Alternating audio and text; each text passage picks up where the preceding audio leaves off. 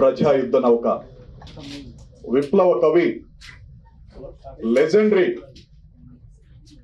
గద్దరన్న గారు నటించిన ఆఖరి చిత్రం ఉక్కు సత్యాగ్రహం సినిమా ఈ నెల 29వ తేదీన ప్రపంచవ్యాప్తంగా విడుదలవుతుంది.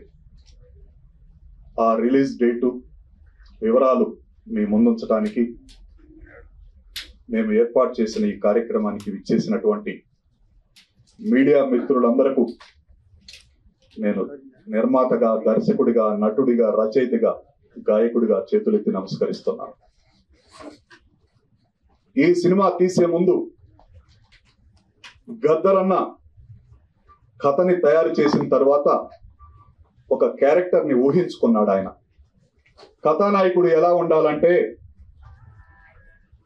నీతికి, నిజాయితీకి నిలువెత్తు రూపం ఉండాలి. ఆ రూపాన్ని ఊహించుకొని కథని తయారు చేస్తే భారతదేశంలోనే నీతిమంతుడు, ప్రజల కోసం, తెలుగు ప్రజల కోసం అత్యంత విలువైన తన పదవికి తృణప్రాయంగా రాజీనామా చేసి ప్రజల కోసం అనునిత్యం పోరాడుతున్నటువంటి జేడి లక్ష్మీనారాయణ గారిని దృష్టిలో పెట్టుకొని, అలానే ఉద్యమాలు చేస్తున్న ఉద్యమకారులందరినీ దృష్టిలో పెట్టుకొని కథానాయకుడు క్యారెక్టర్ని ఆయన ఏర్పాటు చేశాడు. ఆయన క్యారెక్టర్ ఒక్కలమే చేయలేనని ఒక మహిళా ఐపీఎస్ క్యారెక్టర్ ని కూడా సృష్టించాడు. ఇది నిజ జీవితానికి దగ్గరున్న ఉద్యమ చిత్రం. ఇప్పటి వరకు మీ ముందుకి డేటు ప్రకటించి రాలేకపోవటానికి అనేక కారణాలు. ఆయన చనిపోవటం కానీ, సెన్సార్ కార్యక్రమాలు కానీ ఎన్నో ఉన్నాయి. చివరి నిమిషంలో ఇంకా 48 గంటల తర్వాత ప్రపంచవ్యాప్తంగా ఈ సినిమా వస్తుందన్నది మీ అందరితోటి పాలు పంచుకోవటానికి ఏర్పాటు చేశాం. రీల్ కథానాయకుడు కాకుండా రియల్ కథానాయకుడు, గద్దరన్నకి, తెలుగు ప్రజలకి ఇష్టమైన వ్యక్తి, ఐపీఎస్ ఆఫీసర్ శ్రీ జేడి లక్ష్మీనారాయణ గారిని ఆహ్వానిస్తున్నాం. ఆయనను గాజువాకలో భూములు కోల్పోయిన నిర్వాసితుడు నా సోదరుడు జీకే రెడ్డి గారు దండ వేసి శాల్వా కప్పి ఆహ్వానించాల్సింది.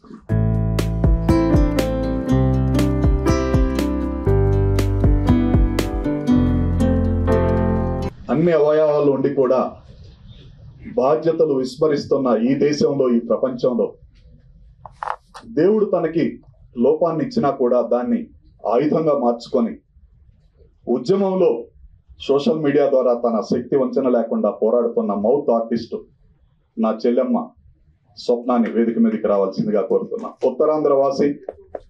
ఆ అమ్మాయి చాలా మందికి ఇన్స్పిరేషన్. చిన్న వయసులోనే ఎన్నో పోరాటాల్లో. థ్యాంక్ యూ తల్లి.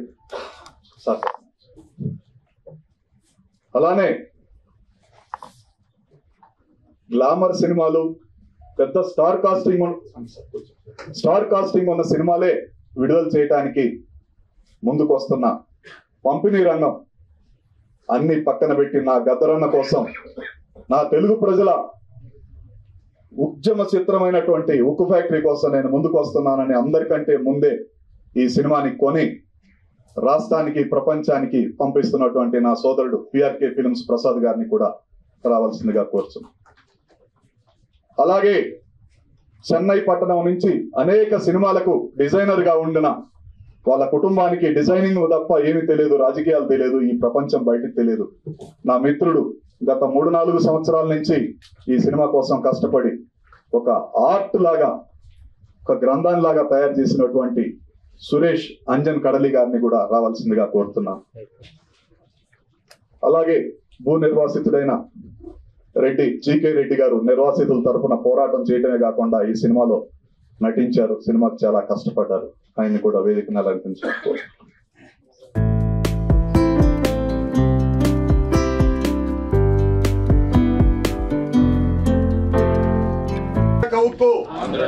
విశాఖ ఉక్కు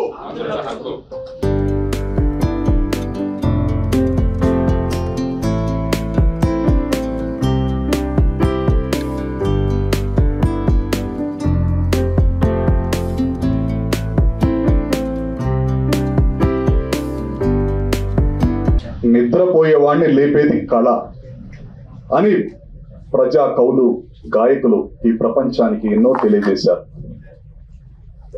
32 మంది ప్రాణ త్యాగాలతో, లక్షలాది మంది ఉద్యమకారుల ఉద్యమాల ఫలితంగా ఉమ్మడి మద్రాసు రాష్ట్రాన్ని నుంచి విడిపోయిన తర్వాత అతి పెద్ద ప్రాజెక్టుగా ఏర్పడినటువంటి స్టీల్ ప్లాంట్ ప్రైవేటీకరణ అవుతుంటే, అలాగే 50 సంవత్సరాలు వెల్కమ్ తల్లి వెన్నెలమ్మ, మా గద్దరన్న ముద్దుల తనయ, తెలంగాణ ఆశాజ్యోతి రమ్మ, వెల్కమ్ తల్లి.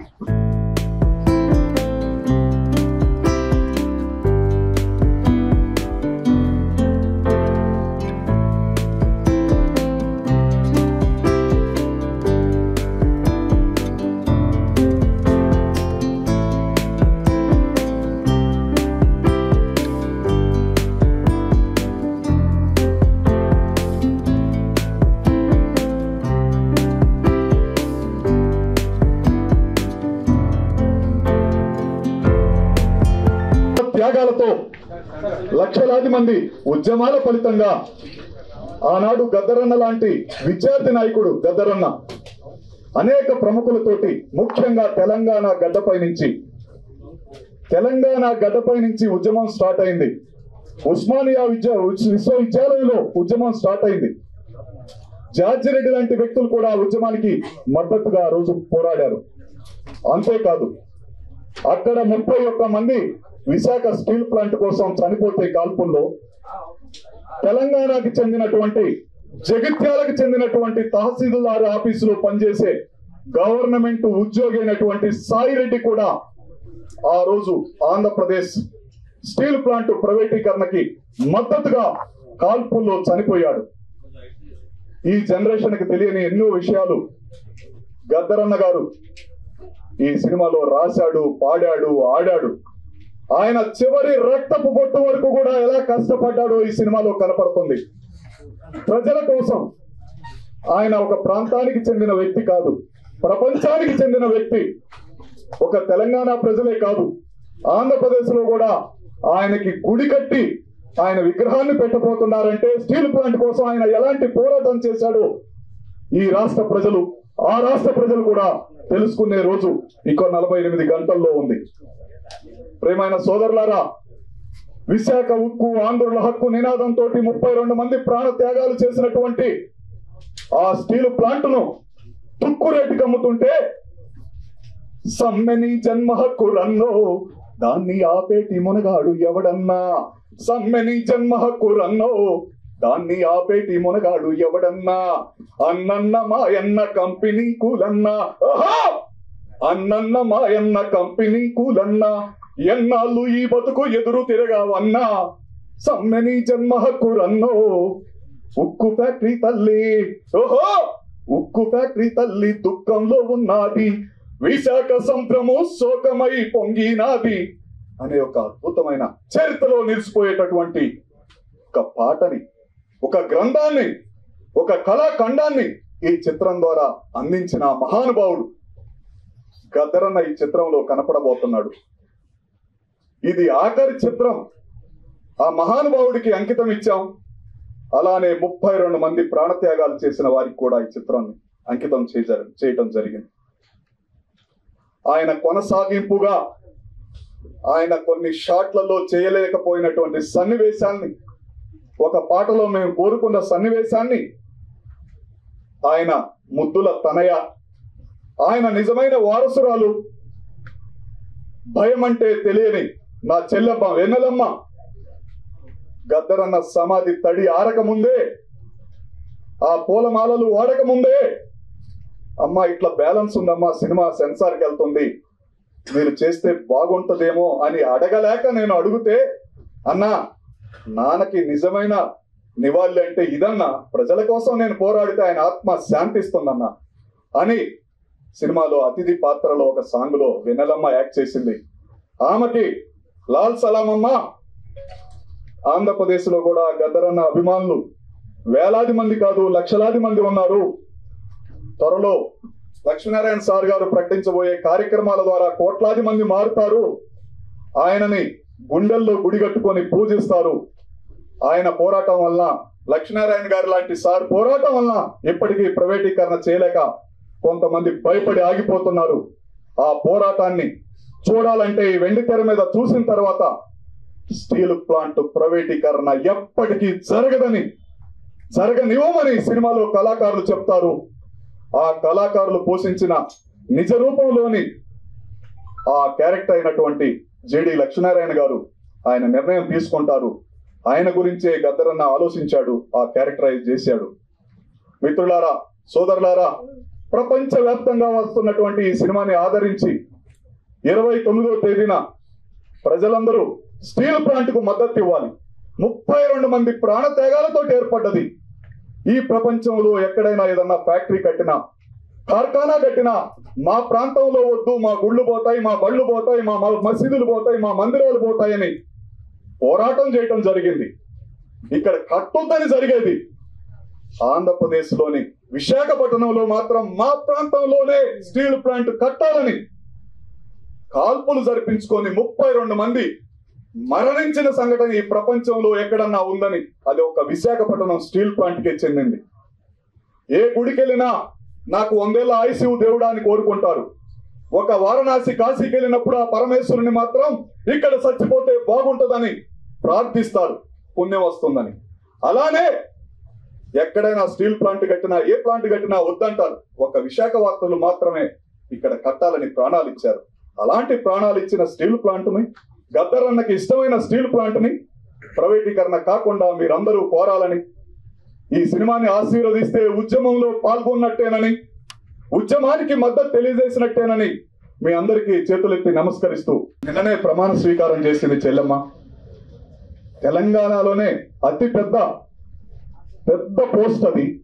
వేలాది మంది కళాకారులని తయారు చేసి వారికి దశ దిశ నిర్దేశించేటువంటి తెలంగాణ సాంస్కృతిక రథసారథిగా నిన్ననే ప్రమాణం స్వీకారం చేసి, ఎన్నో ఒత్తిళ్లు ఉన్నా కూడా నాన్నగారి సినిమా కోసం ఆమె రావటం ఈ సినిమాకి, తెలుగు ప్రజలకి, ముఖ్యంగా ఆంధ్రప్రదేశ్ ప్రజలకి ఆమె ఇచ్చిన గౌరవంగా భావిస్తూ వెన్నెలమ్మ గారు మాట్లాడవలసిందిగా కోరుతున్నాను. వేదిక మీద ఉన్న పెద్దలందరికీ, ఇక్కడికి వచ్చిన ప్రింట్ ప్రెస్ మీడియా అన్నలందరికీ, మీ వెనకలున్న తమ్ముళ్ళు అన్నల అందరికీ, గద్దరన్న కుటుంబం తరఫున, మీ చెల్లి, మీ బిడ్డ వెన్నెల తరఫున విప్లవాల వందనాలు. ఈరోజు ఉక్కు సత్యాగ్రహం మూవీ రిలీజ్ డేట్ గురించి నేను ఇక్కడికి వచ్చాను. ఉక్కు సత్యాగ్రహం మూవీ కోసం గద్దరన్న గారు చాలా ప్రాణం పోసి ప్రతి ఒక్క సీన్ కానీ, ప్రతి ఒక్క మాట కానీ సత్యారెడ్డి అన్నతో కూర్చొని, మేము ప్రాక్టికల్గా చూసాం, కూర్చొని అది ప్రాణం పోసి తీసిన మూవీ అది. గద్దరన్న గారు హైదరాబాద్ నుంచి విశాఖకు బయలుదేరి, కోవిడ్ తర్వాత బయలుదేరి అక్కడ స్టే చేసి మళ్ళీ అక్కడ షూటింగ్ చేసుకొని మళ్ళీ తిరిగి వచ్చేవాడు. అట్లా ఒక 3-4 months కంటిన్యూగా ఈ మూవీస్ కోసం తన సమయాన్ని, తన మనసుని, తన ఆత్మని కేటాయించారు. ఎందుకోసం అంటే స్టీల్ ప్లాంట్ ప్రైవేటీకరణ ఆపాలనే ఒక ఉద్యమాన్ని మొదలు పెట్టాలని, ఈ ప్రైవేటీకరణ చేస్తే అక్కడున్న ప్రజలకు చాలా నష్టం అవుతుందని, ఇలా అన్ని సంస్థలు ప్రైవేటీకరణ చేసుకుంటే రానున్న తరానికి, రానున్న పేద ప్రజలకు నష్టం కలుగుతుంది అనే ఒక ఉద్దేశంతో ఎవరైతే ఈ స్టీల్ ప్లాంట్ కోసం యుద్ధం చేసి కొట్లాడి తమ జీవితాలను అర్పించారో, తమ రక్తం చిందించి ఒక స్టీల్ ప్లాంట్ని పెట్టారో, వాళ్ళ త్యాగాలను గుర్తు చేసుకుంటూ ఆ స్టీల్ ప్లాంట్ ప్రైవేటీకరణ ఆపాలని ఈ మూవీ రావడం చాలా ఆనందంగా ఉంది. అందుకే ప్రియమైన ప్రజలారా, అన్నలారా, అక్కలారా, ఈ మూవీని చూసి, ఈ మూవీలో ఇస్తున్న ఆ ఆశయాన్ని తీసి మనం స్టీల్ ప్లాంట్ ప్రైవేటీకరణకు వ్యతిరేకిస్తూ పోరాటం చేయాలని మీ అందరినీ కోరుతున్నాను. అట్లాగే ఉక్కు సత్యాగ్రహంలో గద్దరన్న గారు చివరి మూవీ అది, చాలా అద్భుతంగా యాక్టింగ్ చేశారు. ఆ మూవీ చూస్తే తెలుస్తుంది, అన్నతో చాలా ప్రాక్టికల్గా ఉన్నారు. ఆ మూవీ చూస్తే ఆ మూవీలో తను చెప్పేస్తున్నాడు, ఇంకా నేను వెళ్ళిపోతున్నాను, ఈ బాధ్యత మీకు అప్పచెప్తున్నాను, చాలా ప్రాక్టికల్గా కనిపిస్తుంది. అదేదో యాక్టింగ్ చేసినట్టు లేదు, ఆ మూవీ జీవించినట్టుంది. కన్నీళ్ళు రాను వాళ్ళు కూడా కన్నీళ్ళు పెట్టించే విధంగా ఉంది. ఇలాంటి మూవీస్ని ప్రజలంతా మన జీవితాల్లో జరుగుతున్న ప్రాక్టికల్గా జరుగుతున్న నిజాలని నిర్భయంగా ముందుకు ప్రజల ముందుకు పెట్టే మూవీస్ని ఆదరించి పెద్దలే కాకుండా పిల్లలు కూడా ఆ మూవీస్ తీసుకుపోయి చూపించి, ఎందుకంటే మన బతుకులు పేద సాదా బతుకులు ఇలా బతుకుతున్నామంటే దానికి కారణాలు, దానికి ఉద్యమాలు ఎన్నో ఉన్నాయి. సో ఈ మూవీని మీరు తప్పక చూసి ఆదరించాల్సిందిగా కోరుతున్నాను. అదేవిధంగా ఈరోజు కాన్స్టిట్యూషనల్ అడాప్షన్ డే. ఈ కాన్స్టిట్యూషనల్ అడాప్షన్ డే భారత రాజ్యాంగం అడాప్షన్ డే కాబట్టి మీ అందరికీ శుభాకాంక్షలు. భారత రాజ్యాంగం ముప్పులో ఉంది. భారత రాజ్యాంగాన్ని రక్షించే బాధ్యత మన అందరిది ఉంది. భారత రాజ్యాంగాన్ని రక్షిస్తేనే రానున్న తరానికి ఒక మనాబలి, ఒక సమాజం ఈ విధంగా ఉంటుంది. సో భారత రాజ్యాంగాన్ని మనం కాపాడుకోవాలని మీ అందరినీ కోరుతున్నాం. ఈ అవకాశం ఇచ్చిన పెద్దలందరికీ ధన్యవాదాలు. Sir, I'm very happy. నేను మీ స్పీచెస్ చూసుకుంటూ పెరిగాను, అంటే మేము ఏకలవ్య శిశురాలు అనమాట. Thank you so much. I'm very happy and privilege that I'm standing front of you and talking. You all are spirit. మీలాంటి వాళ్ళని చూసుకుంటూ పెరిగాం. సో మేము ఈరోజు నిలబడి మాట్లాడుతున్నామంటే సార్ మీలాంటి వాళ్ళనే sir. Thank you so much. Kindly excuse me. Actually నిన్న బాధ్యతలు తీసుకున్నాక ఇది మన స్కెడ్యూల్ డే అన్నకు ఇచ్చిన సమయమే. నేను తర్వాత ఇంకొక ఇనాగరల్కి వెళ్ళేదండి.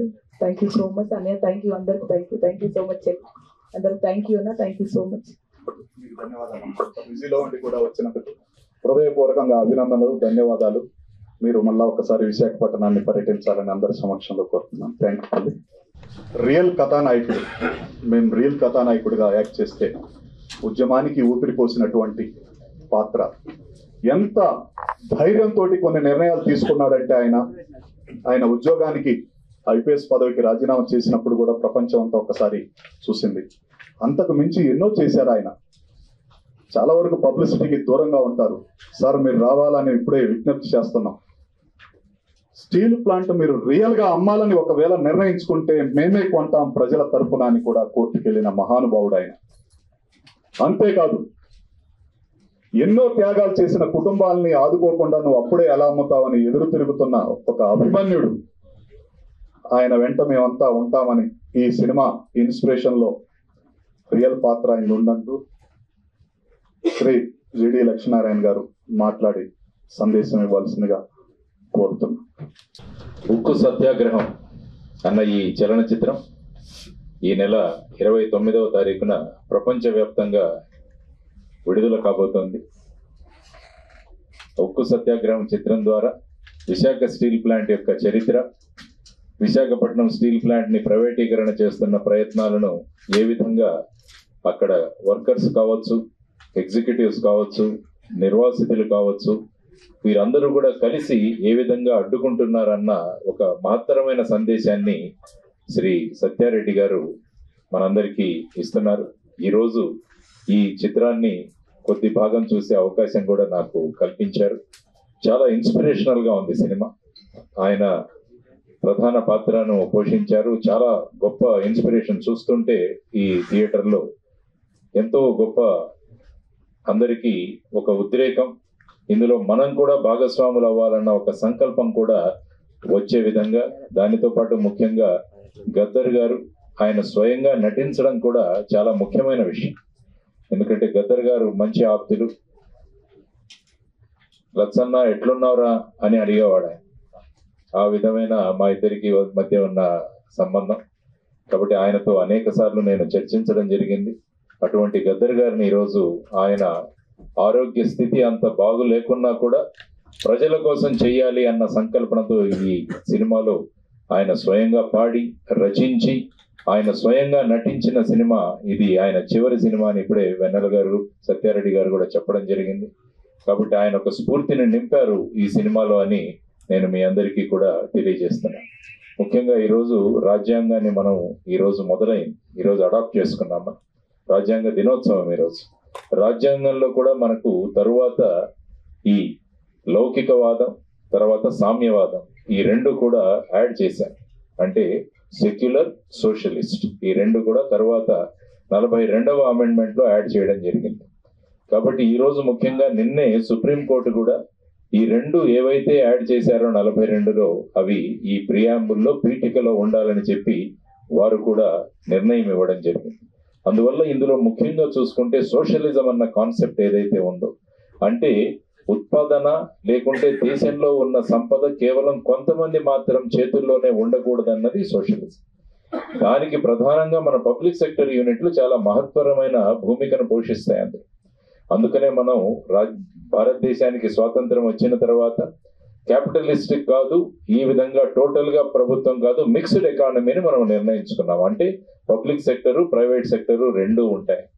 ఆ విధంగా చేసుకుంటున్న సందర్భంలో మొట్టమొదటిసారిగా భారతదేశంలో ఒక పోర్టు ఉన్న ప్రాంతంలో స్టీల్ ప్లాంట్ పెట్టాలన్న సంకల్పన చేసిన తర్వాత ఆ స్టీల్ ప్లాంట్ ని మిగతా రాష్ట్రాలు, తమిళనాడు కావచ్చు, కర్ణాటక కావచ్చు, వాళ్ళ ప్రాంతాలకు తీసుకువెళ్లాలని ప్రయత్నం చేసిన సమయంలో అక్కడ అమృతరావు గారు అనే ఆయన గుంటూరు నుంచి వచ్చి అక్కడ నిరాహార దీక్ష చేయడం, ఆ తర్వాత విద్యార్థులు పెద్ద సంఖ్యలో పాల్గొనడం, ఆ తర్వాత మొత్తం అది కేవలం విశాఖపట్నానికి మాత్రమే కాదు, మొత్తం ఉమ్మడి ఆంధ్రప్రదేశ్ లో కూడా 32 మంది ప్రాణత్యాగాలు చేసిన సందర్భంలో చిట్ట చివరిగా ప్రభుత్వానికి విశాఖపట్నంలోని ఈ స్టీల్ ప్లాంట్ ఏర్పాటు చేసుకోవాల్సిన నిర్ణయం అప్పటి ప్రధాని ఇందిరాగాంధీ గారు తీసుకున్నారు. ఆ తరువాత అది బ్రహ్మాండంగా ముందుకు వెళ్లి మంచి లాభాలలో నడుస్తున్న ఒక గొప్ప యూనిట్, పబ్లిక్ సెక్టర్ యూనిట్. ఆ తర్వాత అతి ఉత్తమమైన క్వాలిటీ ఉన్న స్టీల్ తయారు చేసే కర్మాగారం విశాఖపట్నం స్టీల్ ప్లాంట్. దాన్ని RINL కూడా అంటారు, రాష్ట్రీయ ఇస్పాత్ నిగమ్ లిమిటెడ్ అని చెప్పేసి. మీరు యాక్చువల్ గా చూసుకుంటే ప్రధానమంత్రి గారి ఆవాస్ యోజన అంటే ఇళ్లు కట్టించే దాంట్లో సుమారుగా 21,000 మెట్రిక్ టన్నులు విశాఖ స్టీల్. మీరు స్టాచ్యూ ఆఫ్ యూనిటీ అని సర్దార్ వల్లభాయ్ పటేల్ స్టాచ్యూ చూస్తారు అక్కడ నర్మదా నది ఒడ్డున, అందులో సుమారుగా 2,500 మెట్రిక్ టన్నులు విశాఖ స్టీల్. ఆ తర్వాత అటల్ టనల్ అని జమ్మూని కాశ్మీర్ ని కనెక్ట్ చేస్తూ ఒక టనల్ ఏర్పాటు చేయడం అని, దానిలో కూడా సుమారుగా 3,000 మెట్రిక్ టన్నులు మన విశాఖ స్టీల్. కాబట్టి ఇంత నాణ్యమైన విశాఖ స్టీల్ ని ఎవరో చేతిలో ప్రైవేటైజ్ చేద్దాము అంటే ఎవరు ఒప్పుకోవడం లేదు. ఎందుకంటే విశాఖ ఉక్కు ఆంధ్రుల హక్కు అని మొదలైన ఈ విశాఖపట్నం స్టీల్ ప్లాంట్ ఇప్పుడు విశాఖ ఉక్కు తెలుగు వారి గుండె చప్పుడు మాత్రమే కాకుండా భారతదేశ గుండె చప్పుడుగా కూడా మారింది. కాబట్టి దీనిని ప్రభుత్వ రంగ సంస్థగానే పెట్టాలి అన్న సంకల్పం అందరిలో ఉంది. దానికోసం సత్యారెడ్డి గారు ఈరోజు ఆ మొత్తం విషయాలన్నింటినీ కూడా ఈ చలనచిత్రం ద్వారా మనకు అందించడం జరిగింది. కోర్టులలో వెళ్లి ఈ ప్రైవేటైజేషన్ కాకూడదు అన్న విధంగా ఒక పబ్లిక్ ఇంట్రెస్ట్ లిటిగేషన్ ద్వారా మేము కూడా పోరాడుతున్నాం అందులో. ఎందుకంటే ముఖ్యంగా ఇది ప్రభుత్వ రంగ సంస్థగా ఉండాలి. ఎందుకంటే విశాఖపట్నం యొక్క పటం మారిపోయింది. విశాఖపట్నం స్టీల్ ప్లాంట్ వచ్చిన తర్వాత చిత్రంలో కూడా అదే చెప్పారు ఆయన. భీమునిపట్నం అంటే విశాఖపట్నం కన్నా భీమిలి అన్నది ఒక కార్పొరేషన్ మున్సిపాలిటీగా ఉండేది. భారతదేశంలో సూరత్ తర్వాత 2వ మున్సిపాలిటీ భీమిలి. అది ప్రధానంగా ఉండేది. విశాఖపట్నం చాలా చిన్న ఊరుగా ఉండేది. కానీ విశాఖపట్నం స్టీల్ ప్లాంట్ వచ్చిన తర్వాత విశాఖపట్నం రూపురేఖలే మారిపోయాయి. అనేక పబ్లిక్ సెక్టర్ యూనిట్స్ అక్కడ వచ్చాయి. ఆ లక్షల మంది విశాఖపట్నం స్టీల్ ప్లాంట్ ఆధారంగా వాళ్ళు జీవిస్తున్నారు.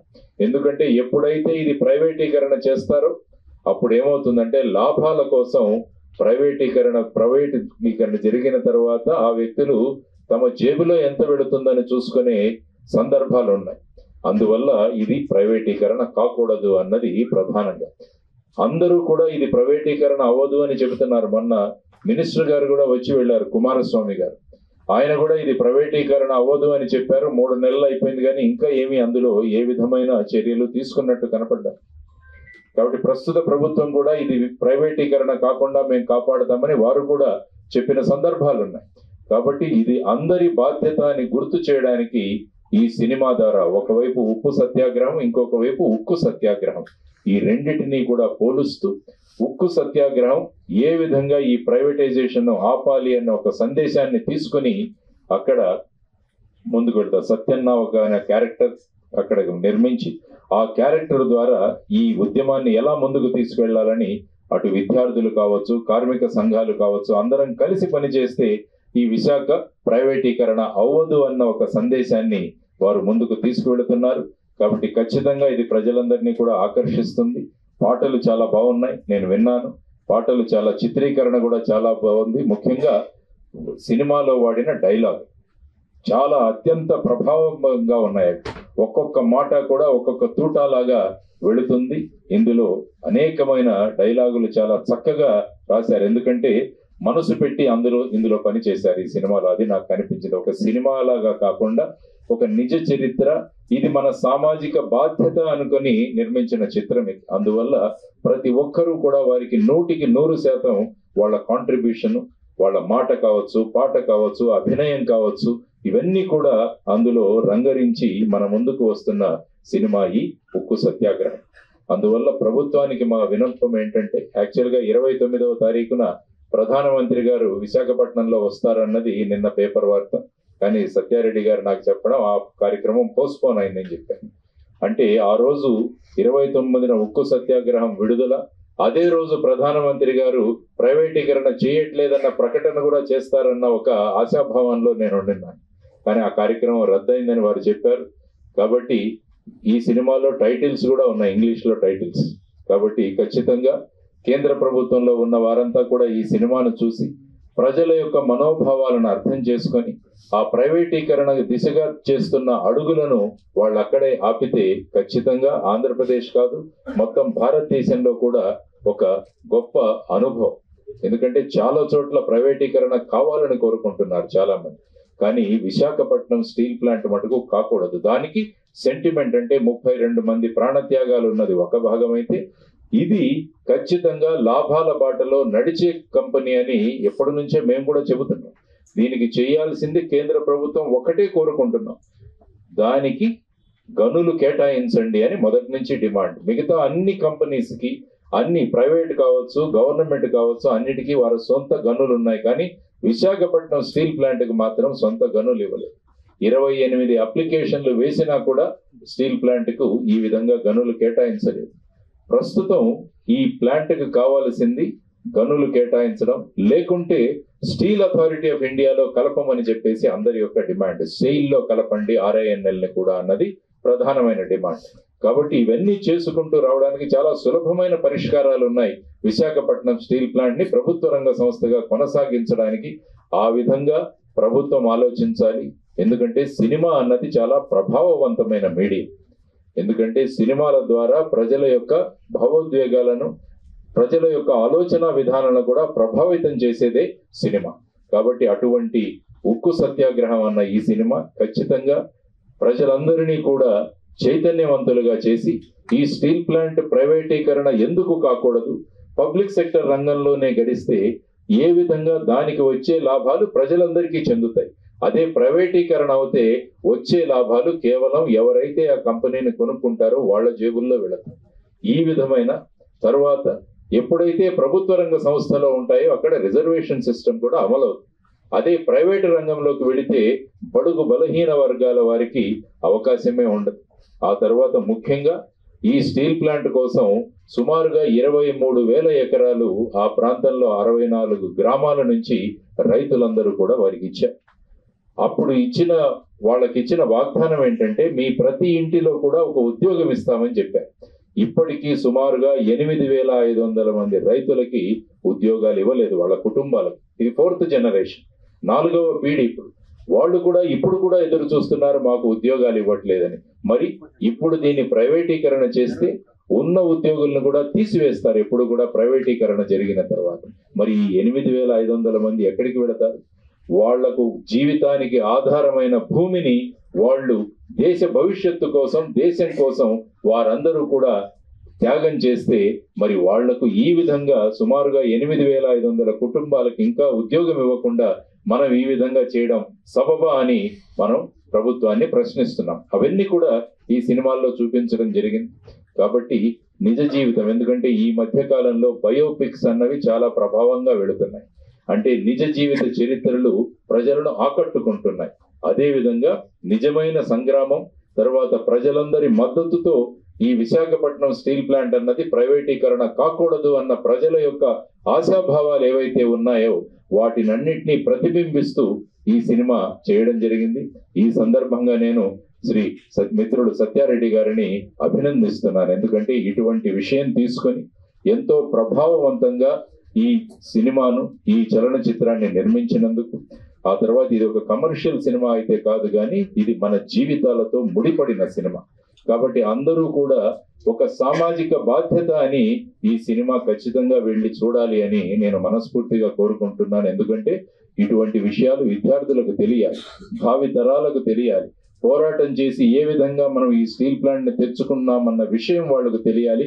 దేశం యొక్క భవిష్యత్తు ఎలా ఉండాలన్న ఒక ఆలోచనలు కూడా వాళ్ళు రేకెత్తించే ఈ సినిమా ఉక్కు సత్యాగ్రహం బ్రహ్మాండమైన విజయాన్ని చవి చూస్తుందని, ఖచ్చితంగా మీరందరూ కూడా ఆదరిస్తారని మనస్ఫూర్తిగా తెలియజేసుకుంటూ, అందరం కలిసి ఈ విశాఖపట్నం స్టీల్ ప్లాంట్ ఎప్పటికీ ప్రైవేటీకరణ కాకుండా ప్రభుత్వ రంగ సంస్థగా ఉంటూ లాభాలలో నడిచే విధంగా ప్రభుత్వాలు నిర్ణయం తీసుకోవాలని చెప్పి మనస్ఫూర్తిగా కోరుకుంటూ, మరి ఒకసారి శ్రీ సత్యారెడ్డి గారికి, గద్దర్ గారికి, ఆ తర్వాత ఈ సినిమాలో వాళ్ళు నటించలేదు.